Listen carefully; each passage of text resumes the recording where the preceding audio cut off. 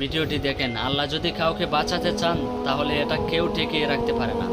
দেখেন এই উটটি কিন্তু অনেক দিন আগে দেখতে পাচ্ছেন এখানে গেঁথে গিয়েছিল। আপনাদের চোখটা যদি উটের উপরে যায় তাহলে আপনারা বুঝতে পারবেন এটা আসলে কতদিন আগে হতে পারে যে এই রকম অবস্থায় গেঁথে গিয়েছিল।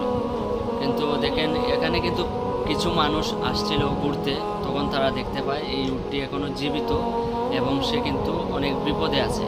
তখন তারা আরও কিছু মানুষকে নিয়ে আসে যাতে এটাকে এখান থেকে উদ্ধার করতে পারে। তো দেখেন ভাইগুলার প্রতিও দোয়া থাকবে, আসলে একটা ভালো কাজ করছেন সবাই মিলে।